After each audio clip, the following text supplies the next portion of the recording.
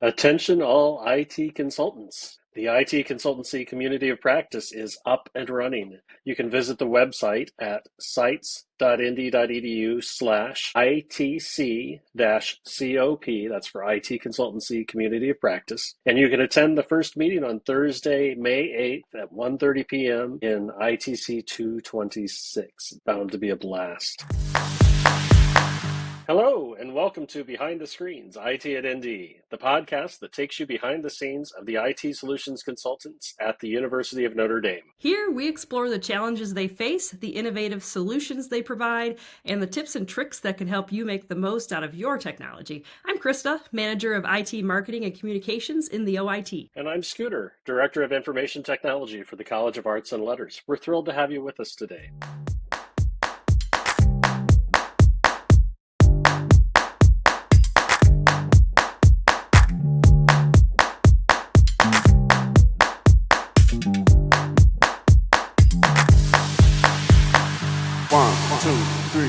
Our guest today is Lauren Ajamie. She serves as the Senior Identity and Access Management Solutions Analyst in Identity and Access Management. Welcome, Lauren. Welcome, Lauren. Hi. Could you, before we really get started with the meat of the interview, could you just kind of give us a little bit about yourself, where you came from, how you came to Notre Dame, how you got into your current role? Yeah, absolutely. So I did not study computer science or computer engineering in school. I studied Greek and Latin and ancient art history.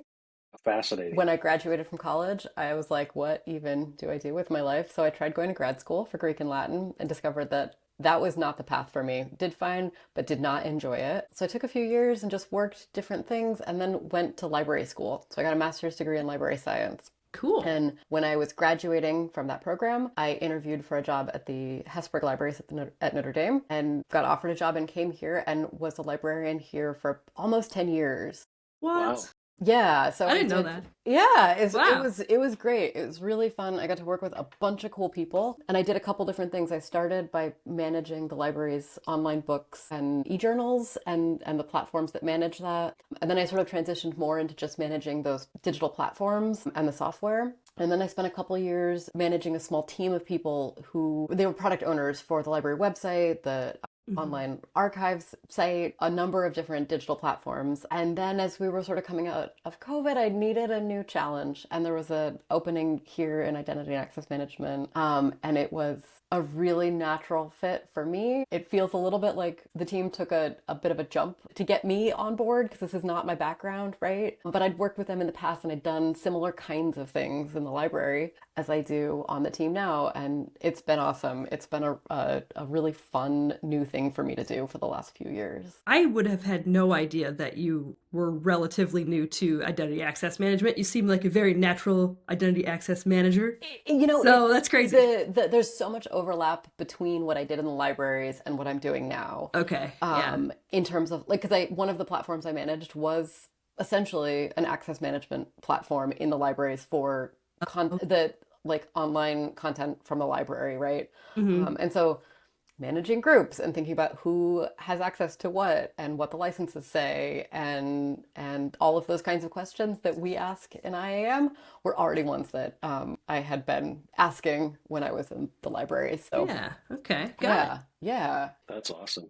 And you know, that's such a great story from my point of view, since I'm over in arts and letters, and our little motto over there is study everything, do anything, right? So yes, it's just one more example of the power of a liberal arts kind of degree. that's, you know, for a long time people said to me, right, like you can study whatever you want in college and then you can do whatever you want after that. And there was a period of time where I didn't really believe them, but I have come back around and indeed, although I don't use Greek and Latin or art history stuff on a day-to-day basis now, like all of those principles around communication and analysis and things are things that I use every day. So yes, very happy I've been able to take this path.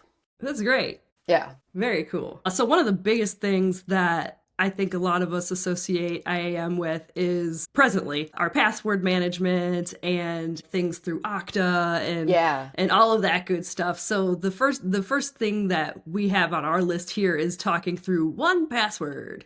Yeah. Okay, so 1Password is a password manager. It's basic functionality. The most basic thing it does is it stores your username and your password for different websites. It can autofill them. It can generate new passwords. So when Notre Dame tells you, when the OIT sends you an email and says, hey, you have a really old password, I need you to update it to fit our current standard, you can use 1Password to help you find a password that meets that new standard and autofill it for you so that you don't have to type it every single time. But it does a lot more than that. So it alerts you if a website that you have a password saved for has had a breach announced in the news.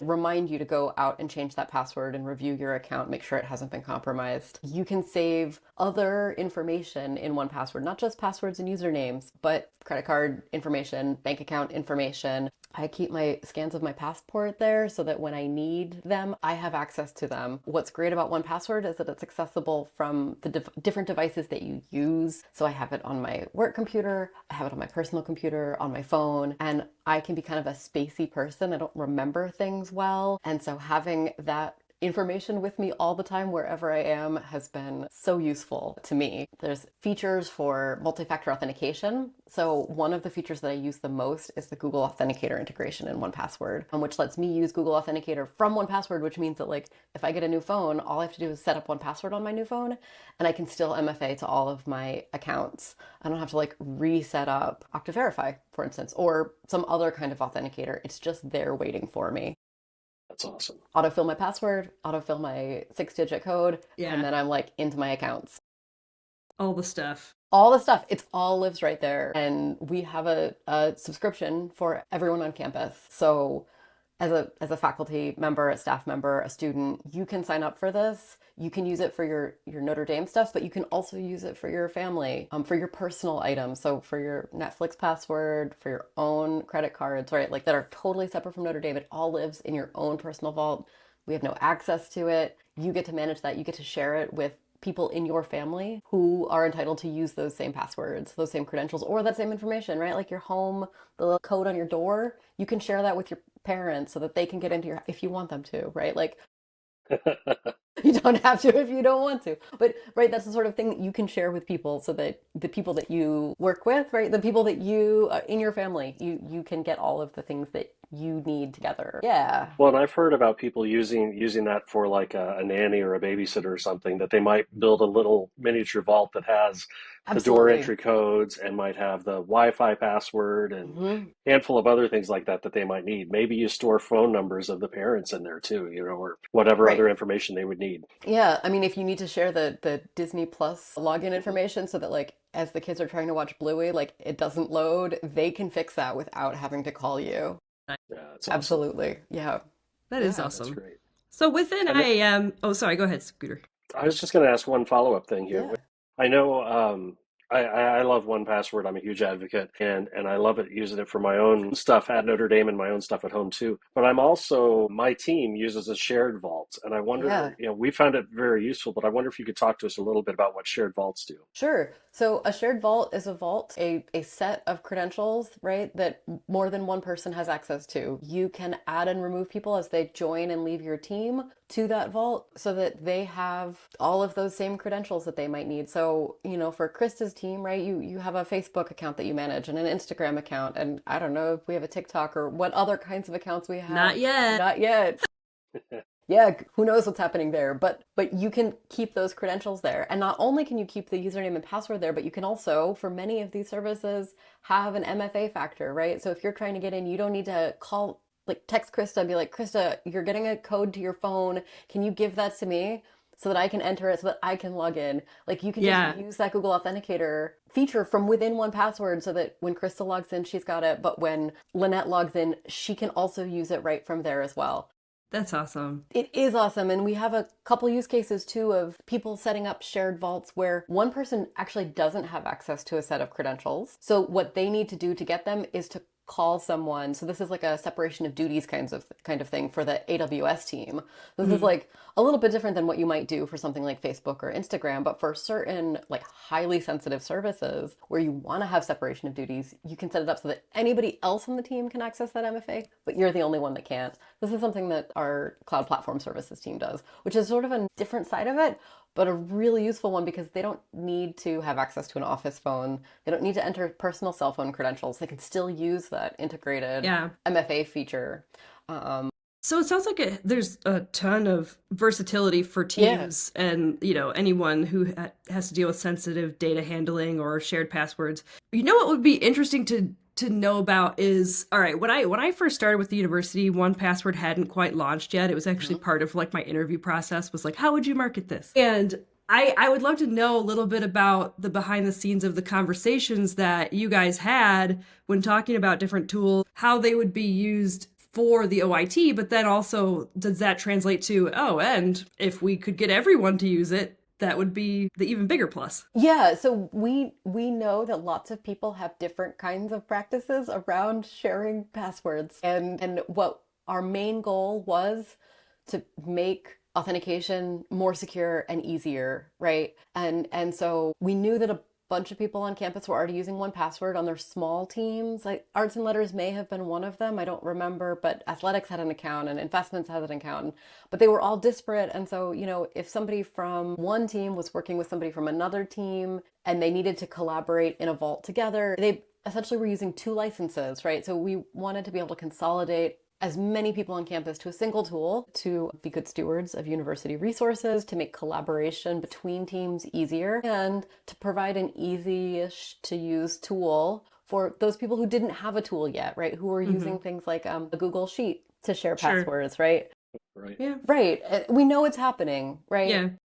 In different areas. I think a lot about password security, but that's not everybody's job. And so we wanted something that as many people as possible could use. So I think we met with 3 different vendors and looked at a couple different solutions. I think we ultimately decided 1Password had the best user experience and a really good security track record. And those were the 2 things that we were looking for. They have a whole bunch, each platform had some other bonus features and things, but 1Password also had good integrations with our existing systems, so we can manage access to it using Okta to provision accounts, and so that's really cool. Like it had some of those good enterprise features too, but the 2 biggest things were the ease of user experience and that's so important. Security. There's one more feature that I've used only a couple of times, but when I've used it, it's been invaluable. And I wonder how many people know about it. It's that ability to share a password temporarily with somebody. Yeah. So instead of texting somebody a password or even using something like one-time secret where you have to like go out to an external site and like type stuff in and then share it and then somebody grabs it, but then they have to like remember to copy it and do something with it. The sharing an item in 1Password feature is great because you already have it there. You click a button, you sort of put in the email address for who you want to share it with.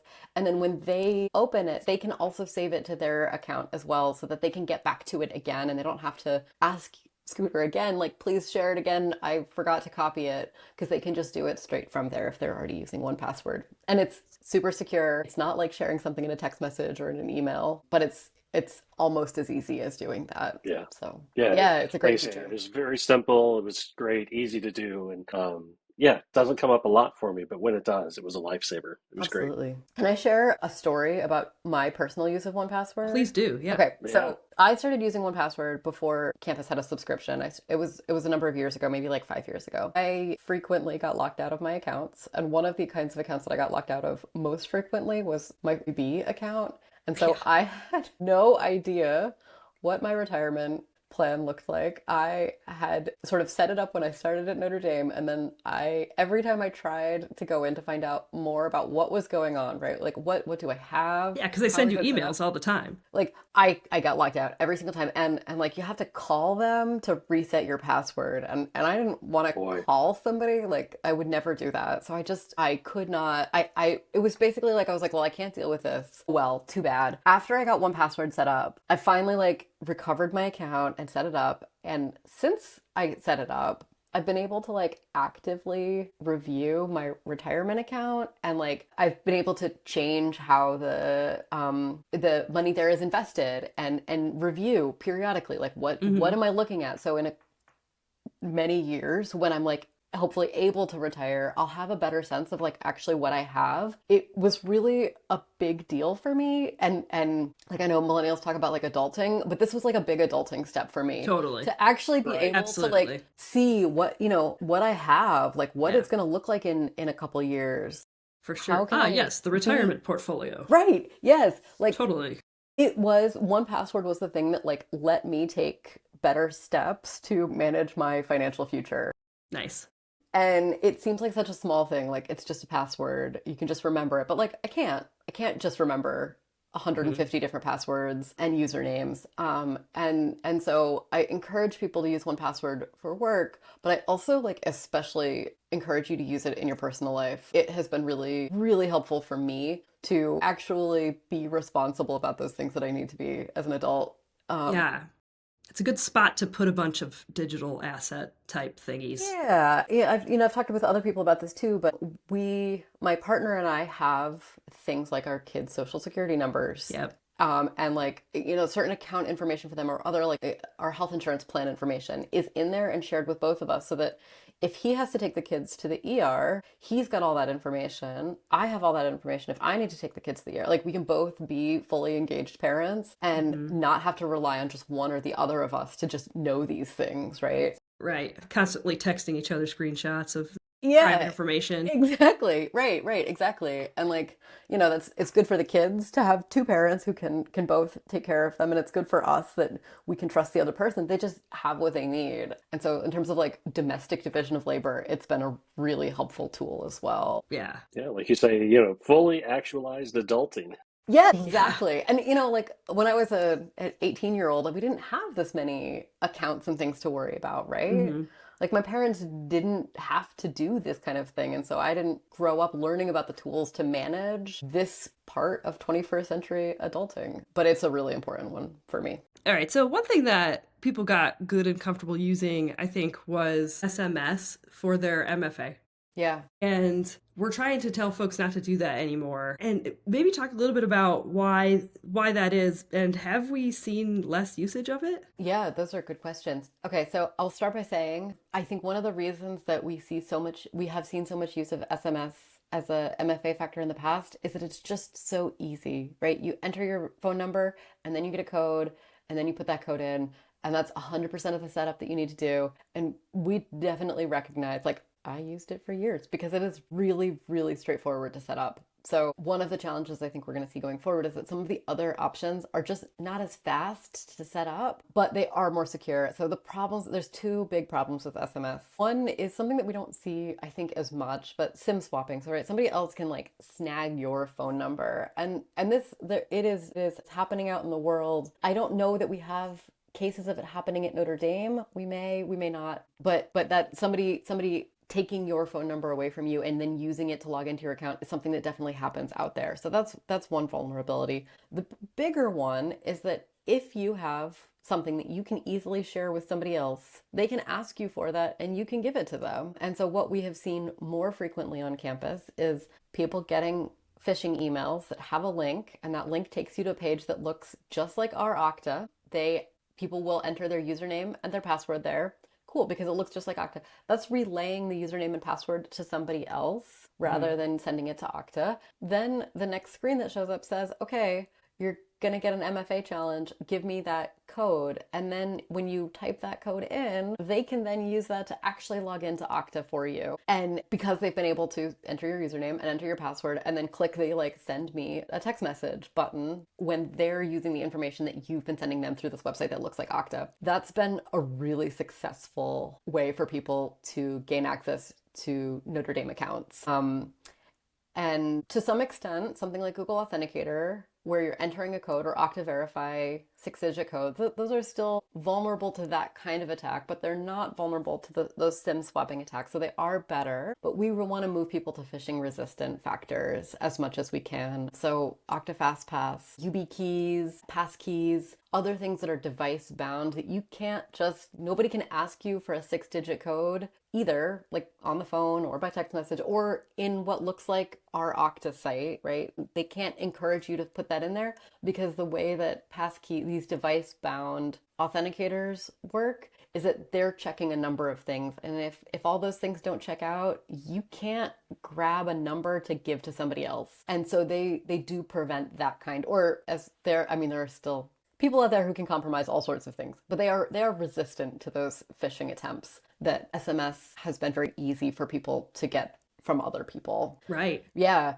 And we have specific cases at Notre Dame where accounts have been compromised that have caused headaches for people. And I think we've mostly recovered from them, but we want to encourage people to move to stronger factors so that we don't have to go through all those steps, right? So we are going to be removing SMS and voice calls as factors that are widely available. There may be some exceptions where we still allow it for limited times or in limited cases, right? That we know that there are some people that don't have smartphones, and so they have fewer options than people who do have smartphones. People who don't use the same computer all the time are not going to be able to use device-bound authenticators like passkeys or FastPass, right? If you're just logging in from a different computer each day because that's the nature of your work, then those are not going to be good options, and we'll have to figure something else out for you. But we will be working with people to figure out those options so that we can keep, not only university information safe, but like your direct deposit page safe, right? We don't want other people to get access to that. The direct deposit stuff is really sad. I've heard of some of that going on, and it's happening like broadly, right? This is like a problem in the world. This is not just a Notre Dame problem. And I think some of these problems have hit us a little bit later than other places, actually, but they're coming for us too. So we want everyone on campus to have your information be safe and secure. And so one of the things that we're going to be doing is increasing the security around multi-factor authentication. Yeah, which will mean for the majority of folks that you do need to take the couple of minutes to actually download Okta Verify. Right? Yep. Instead of just saying yes, text message every time because you haven't downloaded it. And so Yep. And we'll be working with folks like Scooter and Andy to give you materials to work with your users so that you can provide them that support.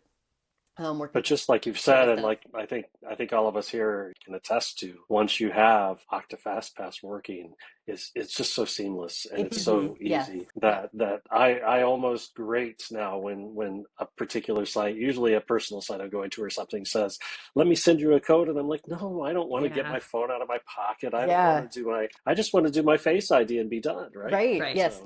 It is so fast and so simple. I get real annoyed when like my bank still uses SMS, and I'm like, please no, please let me use something else. I don't want to use this anymore, and I'm glad that I have it and nothing, but please let me use something more secure. So Lauren, another big product that I know that IAM manages is Okta. I mean, we talked about Okta Verify, but I know we just recently rolled out Okta FastPass to all of campus. Can you tell us what FastPass does and why we should all use it? Yeah. Okay. So typically when you log into anything online, right, the thing that you most frequently do is enter a username, enter a password. Maybe you have to do a multi-factor authentication step, right? FastPass is a passwordless authentication solution. So it replaces using a password to log into Okta and all of the services that integrate with Okta. So Google Workspace and Box and Canvas. Instead of each morning typing in your username and then typing in your password and hitting the button, when you register with FastPass, you download an application on your computer. It's called Okta Verify. You set it up. It will just prompt you to either use biometrics. So if you use Windows, it'll capture your face. If you use a Mac, you can use the fingerprint reader, the Touch ID. Check your device, make sure it's the same device that had been registered already. It'll do a local check to make sure that those biometrics match, or that PIN matches what you set up. That doesn't get sent to Okta. It's just that all happens on your device. And then the application will send a message to Okta and say, yes, this is Lauren, or this is Krista, you're good. And it will authenticate you without having to type in your username, without having to type in your password. And it's great. I've been using it since almost a year ago, because we started using it internally first before we started rolling it out to other IT folks and before we rolled it out to campus. And I don't even notice that I authenticate anymore because I just tap my little fingerprint reader. Yeah. If I'd set up biometrics to log into my Mac and do some other things, and so now having Okta do it as well. I mean, I'm like you. I don't even notice how many times I have to enter my password because I am just reaching up to the fingerprint reader and there it is. Exactly. Yeah, it's fast. You can set it up on your work computer, but you can also set it up on your personal phone, on your tablet. We don't have restrictions around where you can use it, so feel free to install it on those devices as well and use it there. It's secure. It feels fast and easy, but it's actually doing 2-factor checks every single time you authenticate. So it is definitely secure, more than other options actually, and it's easy and fast. And you don't, like, especially on your, your mobile device where you're trying to like use that tiny little keyboard to type your password, like, don't do that. I hate that. Yeah, set up FastPass and then just use the integrated biometrics on that smartphone to authenticate. Way easier. Yeah, you don't have to like pull something out of your bag or your coat pocket, right? To get a code, because it's all that authentication is just on that single device that you're using. Yeah, that's what's been really like nice for me is I leave my phone all over the place all the time. So not having to like run around and like look for where is the phone when it's time to log into whatever platform has been like way better. I actually started to, before FastPass, I developed like a trigger of when I would log into this or that, I would get like stressed out because I knew like, oh, when I open that, I'm going to have to go find the phone and do the MFA. And so now it's like so much better. So much better. Yes. It streamlines your morning, right? Or whenever you're working, just to be able to ignore, like not ignore that part, but just get through it without it being a stress point. Less interference. Yeah. Yes. Yep. Yeah. So we should talk a little bit about the world of IAM. Yeah, that's what I was just looking at too. So Lauren, if you were to explain the world of IAM, sort of like your elevator pitch, what would you say for that? So there's two or three like big things. One is authentication, right? That's the process of like you logging in and saying, I am who I say I am. And that's, I think, what people mostly see, right? That's a big part of what Okta does. You're authenticating, you're saying, I'm Krista, I'm Scooter, this is my username, I can prove I am who I am by using this password or whatever other authentication method you're going to use. That's one piece. That's actually like the easiest part of our work. That's super straightforward. And when we're looking at our workload, like that's I don't know, I don't have a good percentage, but like 10% of our work is setting up authentication related stuff. The bulk of our work is actually in authorization and provisioning, which are, should you have access to this resource? And if you should, how do we manage the life cycle of your account in this resource? So, as staff members at the university, we have access to hundreds of different applications, but somebody in marketing and communications in the OIT and somebody in arts and letters computing have needs that are a little bit different, right? Like, so maybe Krista, you have access to Emma, and you can send emails through Emma, but Scooter, you may not. Maybe you do, I don't actually know. But that's the sort of difference, right, between your roles. And so we need to make sure that, Krista, you can access the back end of Emma and send emails, and only those kinds of emails that you're authorized to send. That, Scooter, you can't go in and just blast out emails to all of campus. And I can't go out and send emails to all of campus because nobody wants that. Oh, the power. I know, right? Exactly. Hitting send is the worst, though. So I bet it is. I hate it. Yeah. I'm so glad I have the undo send in Gmail enabled because I use it all the time. Send button is the best proofreader in the world, isn't it? It's tough.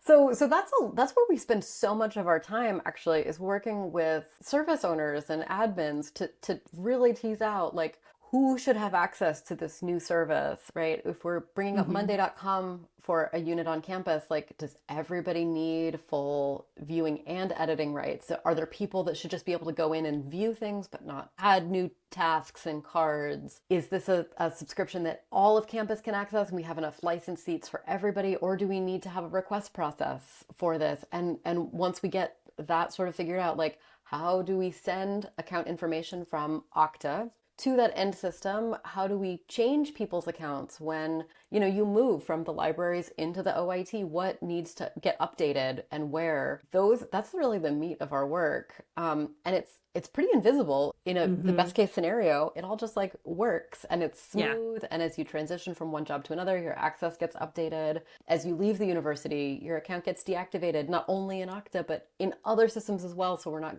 continuing to consume licenses, so that data is not just sitting out there and creating risks for the university. Those are that's the hard work in IAM. It's the fun work and the challenging work. But that's sort of where we are. We live in the sort of authentication. That's one thing, but then this authorization and account lifecycle management piece is the big thing and the thing that we spend a lot of our time on. Yeah, it sounds like that team is just an incredible resource, and I can't even imagine trying to like get hands on all of that stuff. It's so fun though, right? We might be working with athletics one day, right, on a Yeah. new app for the basketball team, and then the next day we're working with HR on something, or somebody in the academy, right? A platform for students to get connected with mentors outside of campus to do internships and learn about Right.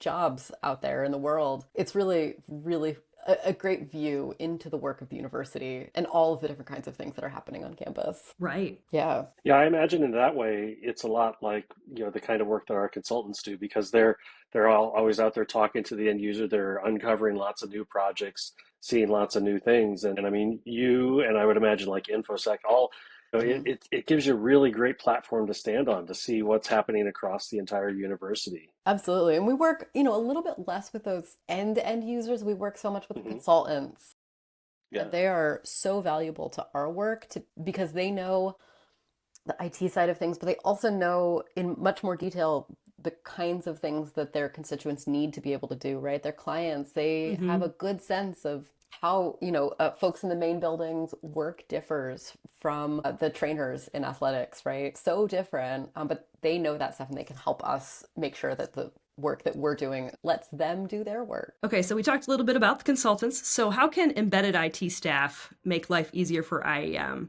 Yeah, oh, that's a great question. So come with bring IAM and your clients, right, the people that you support together, and help translate between what they're doing and what the kinds of things that we can do for them and with them. So we don't expect faculty to know what account provisioning looks like. The embedded IT support to communicate with them about how we do what is important to us, our best practices, and then they can help translate that out to their clients. So it's similar to what you were saying about the consultants, where you get that valuable insight from them working closely with that group. But we want it to go the other way too, right? We want Mm-hmm. you to be able to tell them why we're even asking about what the license says, why we're asking who should have access to this, right? Like, as far as they're concerned, like, it's just these people. I know who should have access. Just assign a bunch of groups and it's like going to be fine.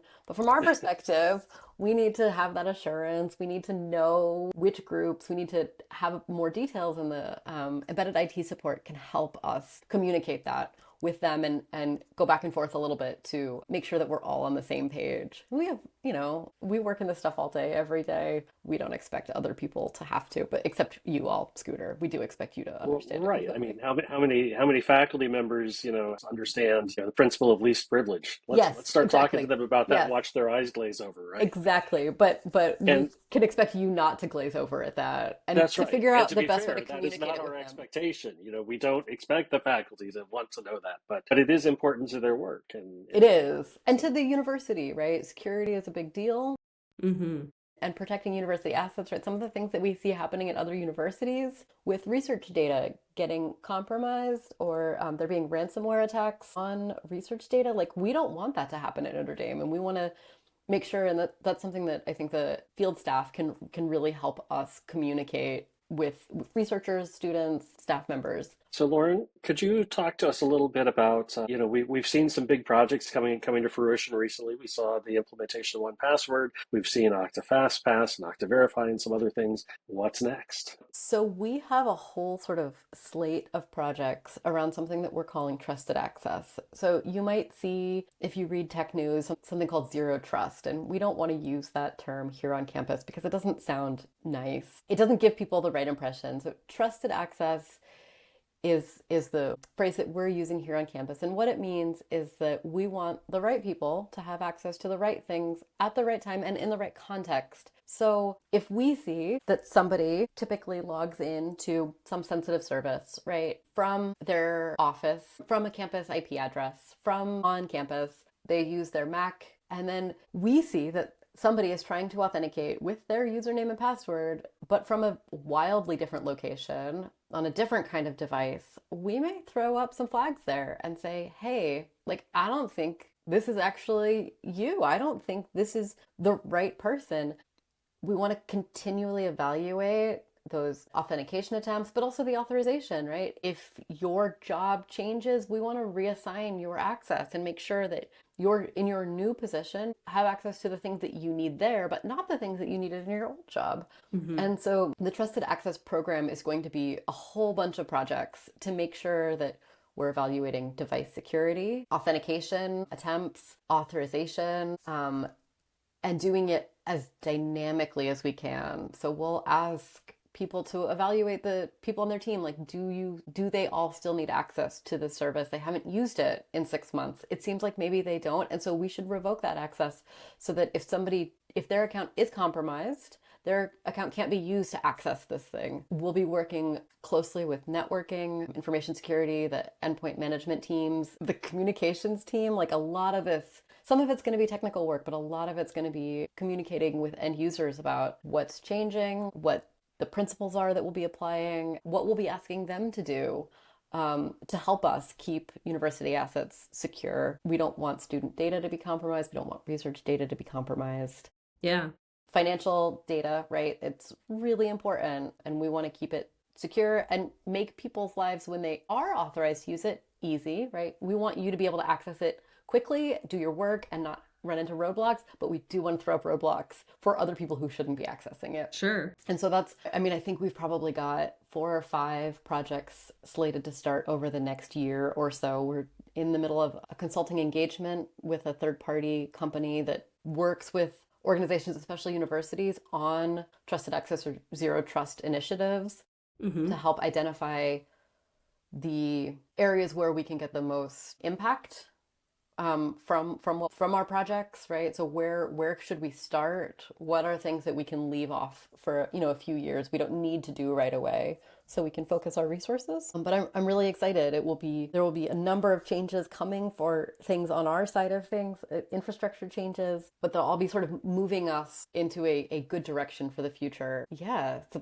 that's what's coming. Awesome. Expect to see that phrase trusted access coming up as we start talking to people outside of the units that have been working on this so far. Well, and I think that's helpful for us. Our audience is primarily our consultants and other tech folks. It's good for us to know that trusted access moniker is, when we look at industry news, is same thing as zero trust, even though we're kind of using that rebranding in a very good way, in a very friendly way. Yes. But just so as to be able to kind of compare apples and apples when we're seeing other news about it. And if you look at tech news within higher education, most other universities who are embarking on initiatives like this are also using phrases like trusted access. Good. Rather than zero trust. I think the first time that the phrase zero trust was brought to the university leadership, they were like, oh my God, no, like, absolutely. we can't say we have zero trust in people because that's not true, right? But the people that we have zero trust in is everybody else in the world, right? We do trust our own people. We trust them to use their access, but we want to keep everybody else out.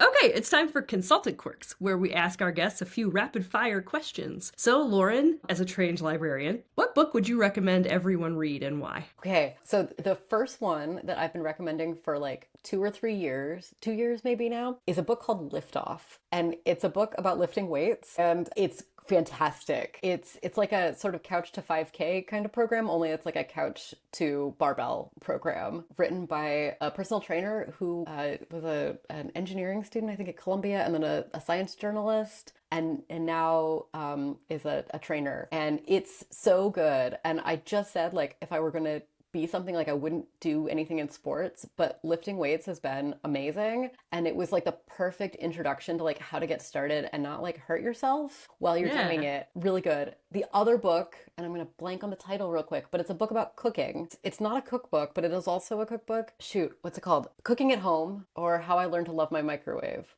And it was written by like a celebrity chef who during the pandemic was like, oh my God, like, how do I cook at home with my family?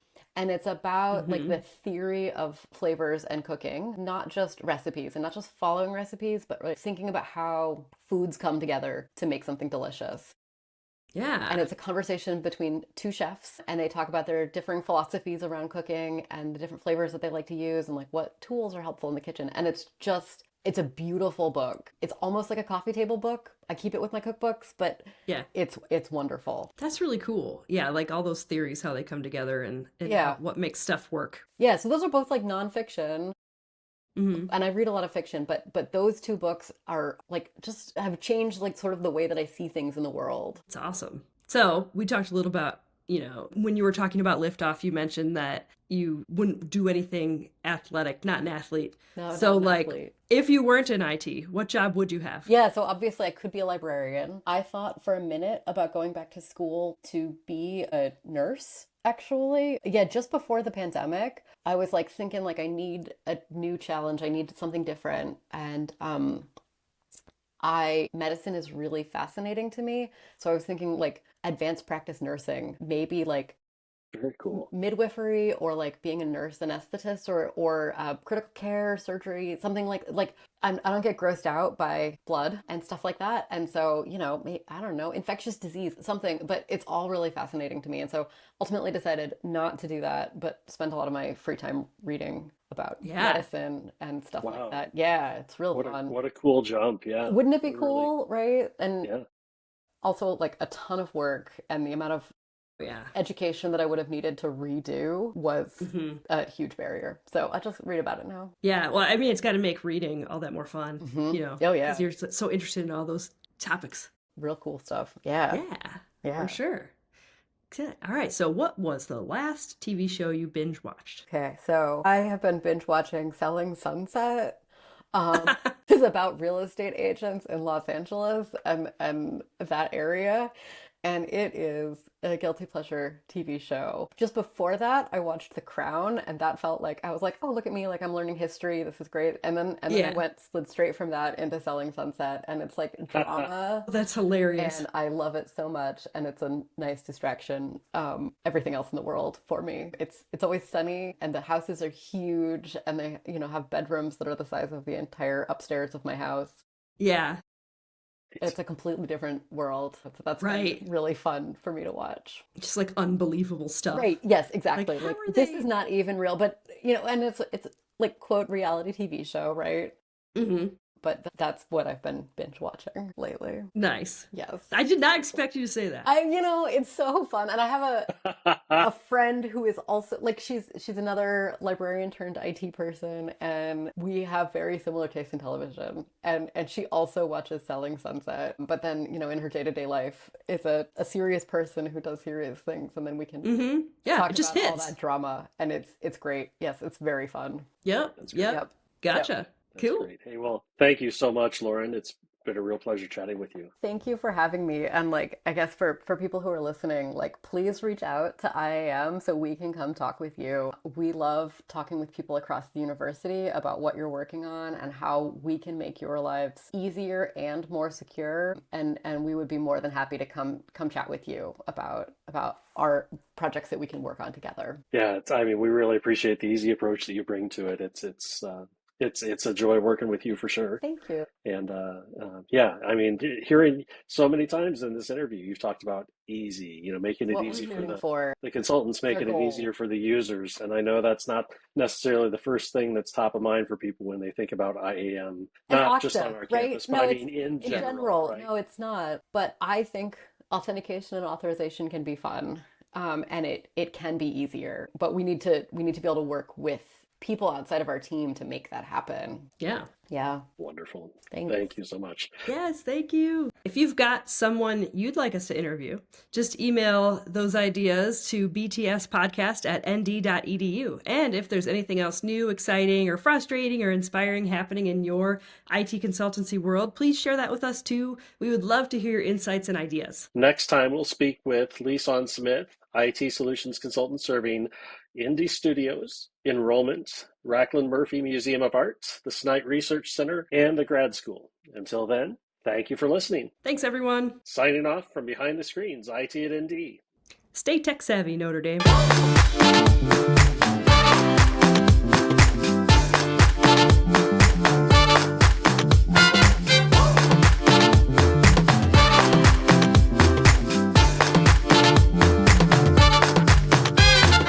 Lauren Ajamie. Ajamie. I used to say it right until today. I'm sorry. It's okay. Yeah.